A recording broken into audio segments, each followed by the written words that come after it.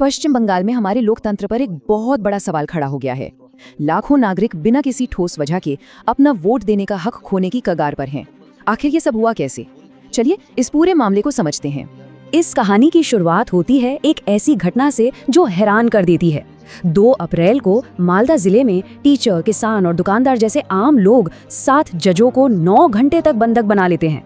सोचिए, ये कोई क्रिमिनल नहीं थे, ये तो आम नागरिक थे जिनका गुस्सा इस बात पर था कि उनका नाम वोटर लिस्ट से ही गायब कर दिया गया था। और ये कोई छोटी मोटी घटना नहीं थी। इस संकट से प्रभावित लोगों का आंकड़ा है 1.21 करोड़। जी हाँ, इसका मतलब है कि पश्चिम बंगाल में हर 6 वोटरों में से 1 का वोटिंग अधिकार दांव पर लगा हुआ है। जरा सोचिए ये कितना बड़ा नंबर है। तो सबसे पहले ये समझते हैं कि इतने बड़े पैमाने पर वोटरों के नाम आखिर गायब कैसे हो गए, और ये कैसे एक ऐसी वोटर कैटेगरी बना दी गई जिसके बारे में आज से पहले किसी ने सुना तक नहीं था। आंकड़े सच में चौंकाने वाले हैं। राज्य की कुल वोटिंग आबादी में से 61 लाख लोगों के नाम सीधे सीधे हटा दिए गए। लेकिन कहानी यहीं खत्म नहीं होती। इसके अलावा 60 लाख और वोटरों को एक नई संदिग्ध यानी सस्पेक्टेड कैटेगरी में डाल दिया गया, जिससे उनकी स्थिति और भी ज्यादा अनिश्चित हो गई। ये संदिग्ध वोटर की कैटेगरी अपने आप में एक पहेली है। आप जानते हैं, 1952 से लेकर आज तक भारतीय चुनावों के इतिहास में ऐसी कोई कैटेगरी थी ही नहीं। इसका मतलब ये है कि इन लोगों का नाम न तो लिस्ट में है और न ही लिस्ट से बाहर। उन्हें बस बीच में लटका दिया गया है। और किसी को संदिग्ध बताने की वजह तो और भी ज्यादा हैरान करती है।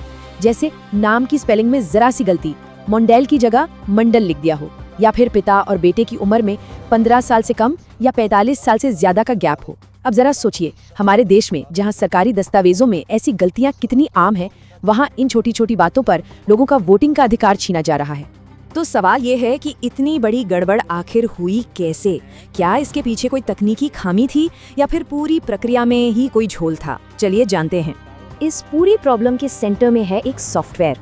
चुनाव आयोग ने पुरानी और नई वोटर लिस्ट को मैच करने के लिए एक सॉफ्टवेयर यूज किया, जिसे उसकी सटीकता के लिए, उसकी एक्यूरेसी के लिए कभी परखा ही नहीं गया था। चुनाव आयोग के ही एक सीनियर अधिकारी ने खुद ये माना कि उन्हें कोई अंदाजा नहीं है कि वो सॉफ्टवेयर 95% सटीक था या 60%।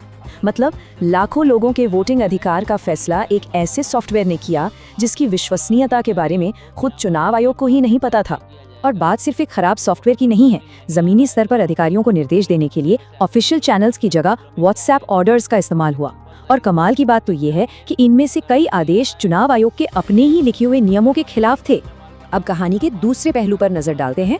एक तरफ जहां असली वोटरों के नाम हटाए जा रहे थे, वहीं दूसरी तरफ कथित तौर पर गैर कानूनी तरीके से नए नाम जोड़े भी जा रहे थे। देखिए इस गड़बड़ी से कौन कौन लोग प्रभावित हुए।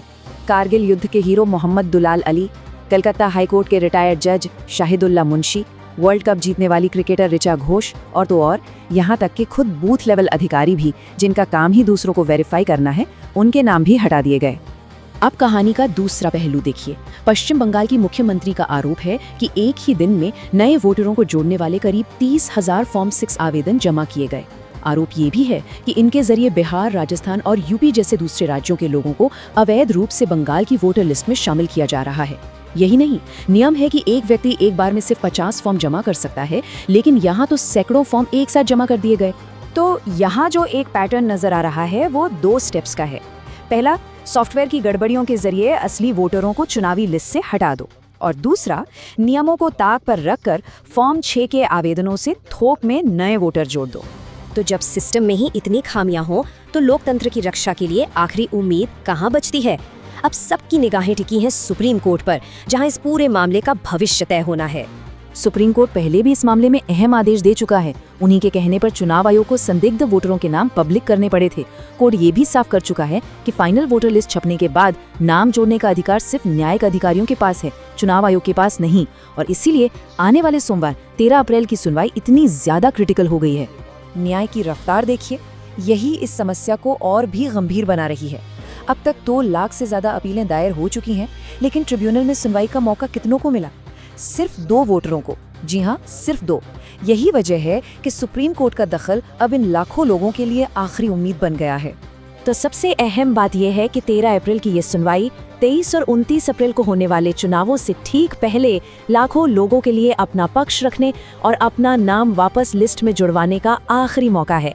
लाखों लोगों का वोटिंग का अधिकार इसी एक सुनवाई पर निर्भर करता है। और अंत में ये सब हमें एक बहुत बड़े सवाल पर लाकर खड़ा कर देता है, क्या एक बिना परखा हुआ सॉफ्टवेयर और कुछ अनौपचारिक व्हाट्सएप आदेश लाखों लोगों को उनके वोट देने के मौलिक अधिकार से कानूनी तौर पर वंचित कर सकते हैं? ये सवाल सिर्फ पश्चिम बंगाल का नहीं, बल्कि हमारे पूरे देश के लोकतंत्र के भविष्य से जुड़ा है।